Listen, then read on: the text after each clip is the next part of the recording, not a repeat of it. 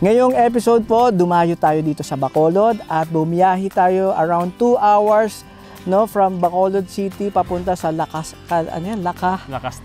La Castellana, ayan, nakakabulol. Maayong adlaw sa inyong tanan. Paano ba bumati sa mga pogi at magagandang viewers natin ngayon sa Ilonggo? Sa mga gwapo kagwapa nga viewers natin. Ayan, sa ating mga palangga. Andito ang palangga natin, makikilala, Camacho. Sa dinami-dami ng pwede nating ma-feature dito sa Bacolod, alam naman natin na napakaraming sugarcane dito. Mas pinili niyang magsaliksik at magkaroon ng kakaibang produkto, mga rare na mga planting materials. Sir, ano-ano ba yung mga tanim mo dito? Meron kami ditong mansanas, ubas, blackberry, mulberry, Thailand mango, figs at pomegranates. Napakarami. At syempre, ang napaka-unique dito, ngayon lang ako nakakita. Nakakita ka na ba ng purple na guava? Purple guava is available in the Philippines. Umpisa na po yan sa pagiging popular sa ating social media. Meron din dito. What a brilliant idea, no?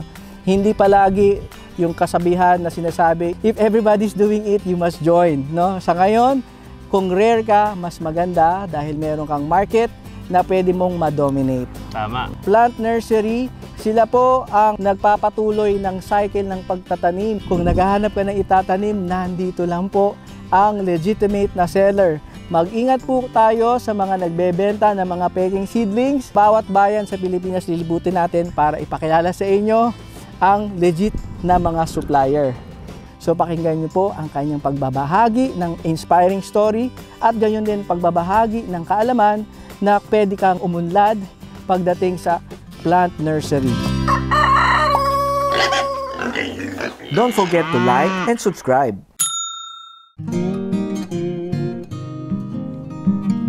Ako si Cristoni Salmorin de la Paz, isa ring magsasaka ng bansa. Dito sa amin sa sakahan, meron kaming mga mulberries, purple guava, tsaka iba't ibang uri ng mga berries. Nagpipiking kami dito pag oras na ng season ng mga berries, kagaya ng mga mulberries, yung mga Taiwan long. Pwede bumisita yung mga local tourist natin kasi pwede sila mag-pick ng mga fresh berries. Nilalagay lamang nila sa cup at ma-enjoy talaga ng mga bata yung berries picking dito. Saka meron kaming mga planting materials na mabibili. Kagaya na lamang ng mga Thailand mango. Lahat po yan ay grafted. Sempedak, tsaka yung ating Malaysian purple na bayabas, apple guava, na kung saan ay malalaki at mabibigat na uri ng bayabas.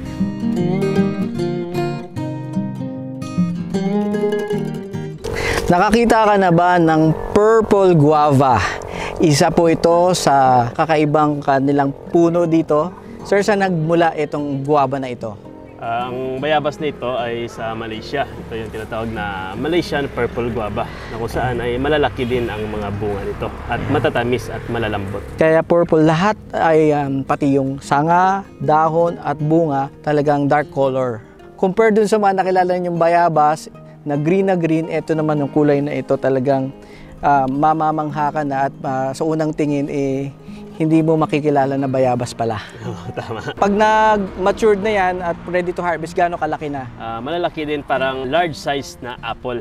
Parang fist size. Sinlaki ng kamao. Ayan, yan po yung difference, ano. Paano naman to nakarating dito sa Pilipinas? May mga may mga balikbayan tayo na mahilig din sa tanim hanggang doon na lumaghanap yung variety na ito. So ito ba ang seedlings na to? Pag itinanim, ilang buwan bago mamunga sa kanilang bakuran? Ito yung variety natin na purple guava. 6 months lang. Pag bumili ka dito, itanim mo, magbilang ka lang ng 6 months at pwede na siya mag-produce ng masarap na bunga. Wala namang pinagkaiba yung pag-alaga ng purple bayabas natin sa ating local bayabas sapagkat ito ay nangangailangan din ng sikat ng araw. Mas maganda sa ating bayabas para maiwasan natin yung mga insekto na nakatira sa mga dahon nito. At kailangan talaga, yung iba sinasabi yung bayabas matigas, yun po ay matigas dahil nga kulang yun sa tubig. Once na magbunga na ang ating bayabas, kinakailangan din nila ng maraming tubig sapagkat yun talaga yung major na kinakailangan ng bunga, ang tubig. Once na mag-start na magbulaklak yung ating bayabas, no, kinakailangan talaga yan natin na lagyan ng tubig. Didiligan lamang natin ng 3 beses Depende sa sikat ng araw. Pag medyo tuyo na, another dilig naman tayo. Anong variety naman itong bayabas na ito, sir? Ito naman yung tinatawag na apple guava. Apple guava. Ang kagandahan naman dito ay kaya niyang i-reach yung 1 kilo kasi nung nakaraan nakakuha kami dito 800 grams. Wow, yung laki. Yung bigat niya. Ang sir. bigat niya, oh. Tapos makapal yung laman at yung ano niya, yung mga buto niya ay maliit lang. Yung ano. Mga gaano kalaki naman to, sir? Yung kanina, yung sa purple, sabi mo, Fist. isang fist. Ito, kaya siguro ito ng 2 kamao, sir, kaya. Ah, Kaya niya, talaga. no? Pag seeds ba, gaano katagal bago mamunga? Sa seeds naman, kaya niya rin ang 6 months, sir. Mhm. Basta malaki naman yung puno niya at i-prune mo yung bayabas, lalabas talaga yung mga bunga, mga bulaklak So, niya. yung bagong sibol ng sanga may Ito, kasama sir, na ba? from seeds, yung purple natin, 6 Ah. months na pabunga ko na. Okay. Yung purple pala, by the way, sir, pwede yan ay i-grafted, no? Yes, pwede siya grafted, pwede i-markot. Yan. Dito nag-umpisa ako 2020. So ngayon, 2024, mag-4 na taon na ito yung aming plant nursery. Maganda yung kitaan sa paghahalaman sa plant nursery sapagkat meron dito kumukuha 100 plus na puno, 200 plus na puno. Yun nga lang, hindi consistent pero masasabi ko, mas marami yung time na nabibili kaysa time na walang bumibili. Ang area ko dito ay nasa 2,000 square meter lamang. Napaloob dito yung mga berries natin, mga ubas, mga figs, saka yung mga blackberry. Dito namin nilagay yung lahat ng mga planting materials na pinopropagate namin. At sa likod namin, ando naman yung taniman ng tubo. Nasa kalahating hektarya lang yan yung tubo namin. Pero magfo-focus na ako sa planting materials saka sa fruit bearing. Kasi alam ko kayang-kaya niya higitan ang income ng tubo ng mga fruit bearing natin. Dito sa probinsya, alam naman natin na pag Negros kilala sa usapin ng sugar, yung tubo. Ito yung major crops namin dito sa Negros. Naisipan ko lang na ibahin yung kagaya ng mulberry kasi nga yung area namin hindi naman gaano kalakihan. Ang kagandahan naman talaga sa fruit bearings, lalo na yung mulberry, ay whole year round ang bunga nito. Sa kita ng ating mulberry ay hindi lamang tayo kumikita sa kanyang mga berries. Kumikita din tayo sa kanyang sanga, sa mga dahon. Halimbawa, yung mga dahon nito ay pinapadala pa namin sa probinsya ng Cebu. At ito ay ginagawa naman sa mulberry leaf tea. Tapos ang kagandahan naman sa pagtatanim ng fruit trees ay hindi kagaya ng dati na maghintay tayo ng matagal na panahon para magbunga. Dahil tayo ay meron ng iba't ibang uri ng teknolohiya na kung saan mapadali natin ang pagbunga ng mga fruit trees na ito.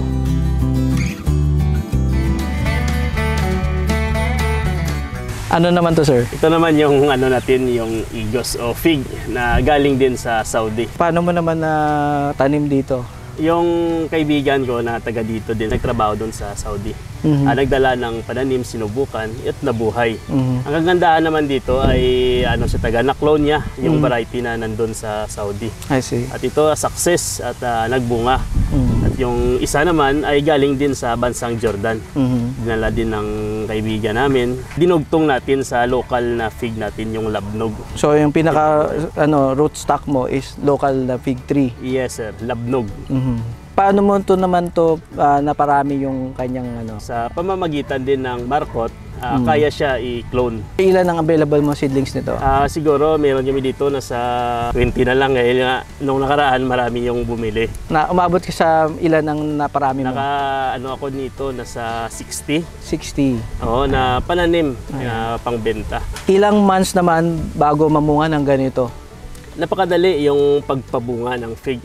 Tatanggalan lamang natin ito ng dahon at yung mga tip ay puputulan.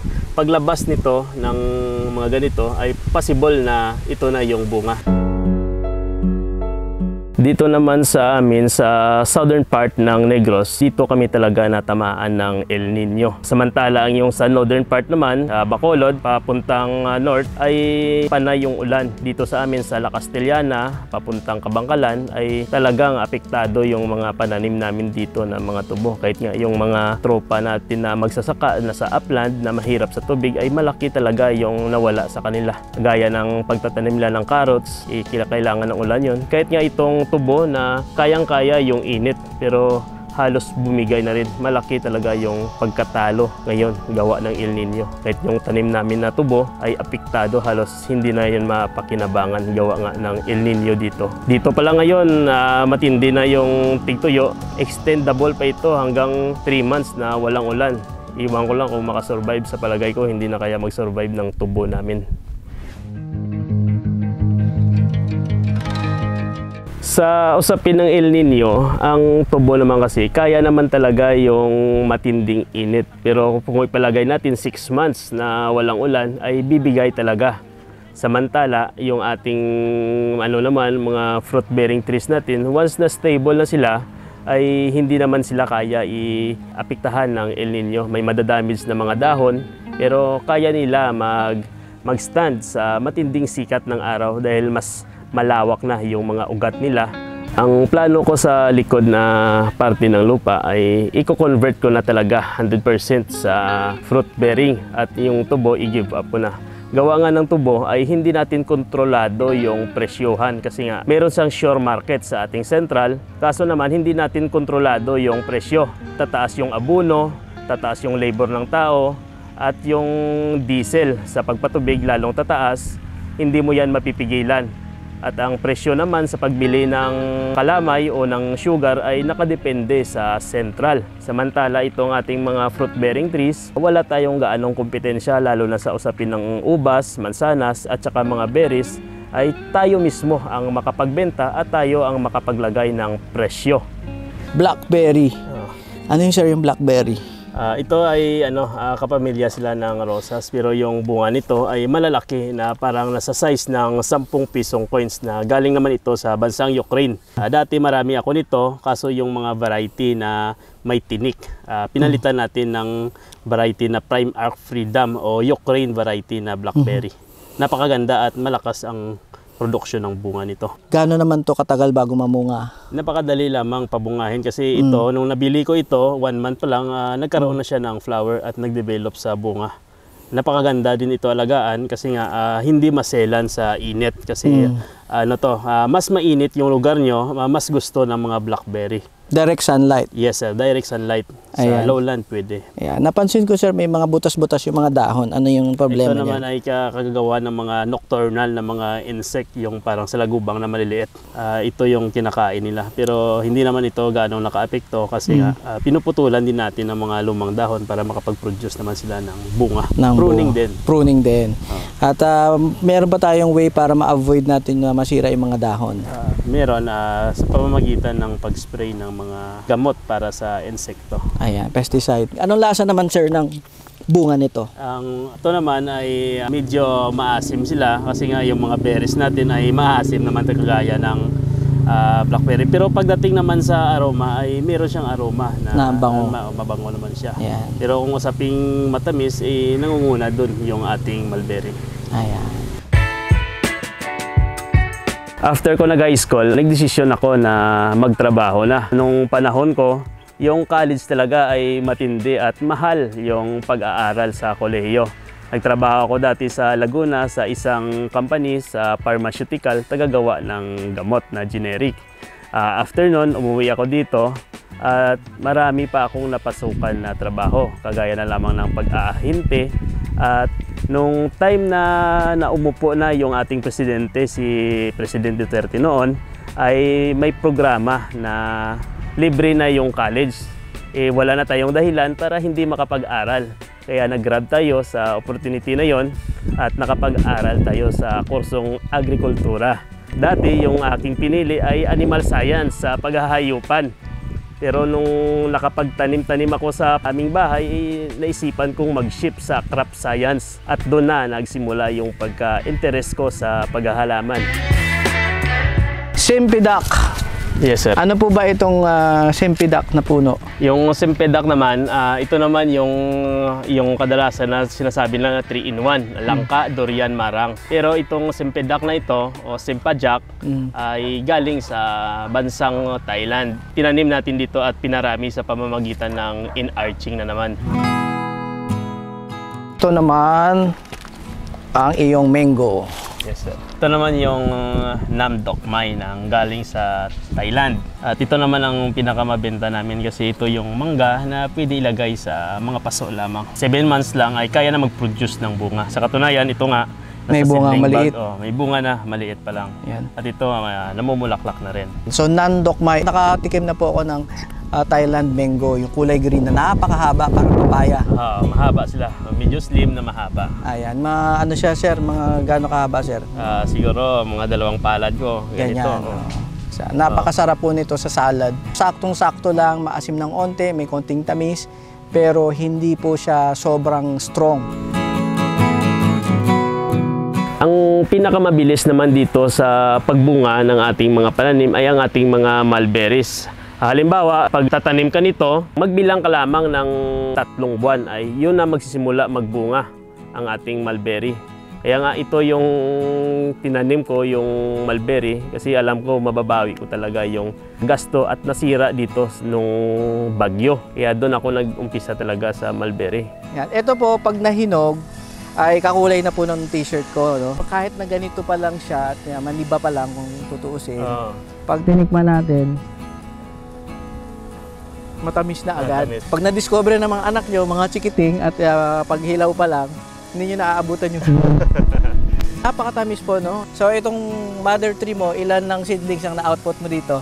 Napakarami na sir, siguro may 3,000 na siguro palabas dito. Sa presyo lang ng 1,500 dati, isang pot lang yun nabili ko. Talaga? 3,000, so magkano isa? 800? 800, yung iba nga, isang seedling? 800. 3,000 na nabenta mo? Oo, mahigit pa nga eh. Wow, grabe. Compute nyo na lang po. Sa pagpapatubig naman, meron kami dito na source ng tubig galing din doon sa water district dito sa aming bayan. Hindi naman na kailangan na i-flooding ito, kumbaga sa bawat puno lang para masuplayan lang ng tubig. Lalong-lalo na yung mga berries natin ay pahinog na, kailangan talaga ng mga patubig kahit maliit lang. Hindi naman yung flooding talaga kasi kaya naman talaga nila mag-stand sa init. Dilig-dilig lang, konting dilig lang, okay na yan. Yung pagdilig nito, pag ano lang, sa isang linggo, 2, 1, okay na yan, kaya na nila. Kasi ano na to, mahaba na to yung ugat nila. Kumbaga, kaya na nila maghanap ng moisture sa ilalim ng lupa. Nung una, habang nag-aaral kami ng agrikultura sa kolehiyo doon sa maliit na bayan ng Magalyon, ay nagsimula na kami ng pagtatanim sa mga paso lamang. Yun nga at nasabi ko ayon din sa aking pagsaliksik sa mundo ng Google, napakarami pala na pwedeng pananim, na pwedeng matanim dito sa atin. Tapos nang nagsimula ako, habang nag-aaral, nagtatanim na ako dito. Nung napuntahan dito ng mga local vloggers natin, sa tulong din nila, na-expose yung ating farm. Kaya doon na nagsimula pumasok yung mga bisita at nag-extend tayo paunti-unti ng ating mga berries para kahit papano masuplayan natin yung demand ng mga local tourist natin dito. Ang kadalasan yung sinasabi kahit sa mga libro natin, once na farmer ka, butas yung damit mo, butas yung pantalon mo. Pero ang totoo, ang farmer ay negosyo. Maraming mga farmers dito sa atin na akala mo, unang tingin mo, mahirap. Pero tahimik lang yan, malawak ang tubo niyan, maraming sasakyan at mga tracking service ay napakarami. Medyo humble lang talaga tayong mga magsasaka. Kaya sa mga kabataan na gustong magsimula o gustong mag-aral ng agrikultura ay tandaan nyo, napakaganda ang kursong ito, hindi lamang sa siyensya kundi sa pagninegosyo. Ang agrikultura naman kasi ay masasabi mo na businessman ka talaga, hindi lang businessman at doktor ka pa sa hayop at halaman. Huwag matakot na ang agriculture ay magdadamo lang tayo, mag-iigib at magdidilig sapagkat ito ay siyensya, agham, teknolohiya. Patuloy po ang ating programa na i-connect ang ating farmer to the right market. Ang ating market, ating mga buyer, consumer, i-connect natin sa mga tamang tao na nagbebenta at hindi manloloko. Tama. Ayan. Ang nagbebenta ng mga seedlings, meron po silang tamang address na pwede nyong dalawin. Meron po silang telephone number na pwede nyong makausap at meron din po silang mga videos na sila mismo ang nagde-daily vlogs para ipakita ang kanilang mga farm. Yan po ang mga legitimate seller. Kung yan po ay mga pictures lang, tignan nyo kung baka galing yan sa Cambodia, ang damit, ang itsura ng mga tao dun sa mga picture, malamang nasa China yan, malamang nasa Malaysia yan. Meron pong knowledge transfer, tatawagan nyo sila, pwede kayong turuan kung paano i-groom from planting until sa inyong harvest. Nandyan po sila, pwede nyo na rin maging kaibigan. Tama. Si Tito Chris, yan. So, tapusin na natin ang ira ng mga manlolokong nagbebenta ng peking seedless sa social media. Kilalanin nyo muna ang inyong mga seller, maging kaibigan, tawagan, or dalawin nyo ang kanilang farm para po hindi kayo magsayang ng oras, pera, pawis. Hihintayin nyo ilang buwan, itatanim nyo sa inyong farm, yung pala, hindi naman pala legit yung tinanim. Yung sinabing pomelo, kalamansi lang pala. Bago nila kayo makilalaan, may mga na-share yung naloko sila. Sa mga bumibili sa akin, marami, lalong-lalo na sa mulberry natin, sabi Illinois, pero paglabas ay napakaliit lamang, parang munggo yung bunga. Pero dito makikita talaga nila may model na yung fruits, na kung ano ang nakikita nilang fruits, yun yung mabibili nilang planting materials. By the way po, iniimbitahan po namin kayo this coming end of March 2024 hanggang anong month ang inyong harvest season. Inimbitahan ko kayo dito sa darating na fiesta na Banana Festival sa Bayan ng La Castellana, at sa ganong panahon din magbubukas na yung ating fruit picking dito sa Seedlings La Castellana. Ayan. Anong month ba yung Banana Festival? Yung Banana Festival ay magsisimula yan sa April 1 to April 5. Marami dito naka-display na mga local farmers natin sa Agro Trade Fair. Magkita-kita tayo doon, mga bossing. Ayan, iba't ibang klaseng banana, may mahaba, mapayat at mataba. Mataba, Chef, oo, malaki. yan? May mapula pa nga eh. Kulay pulang saging. Ayan. Agree ka ba sa agree? Agree sa agree. Don't forget to like and subscribe.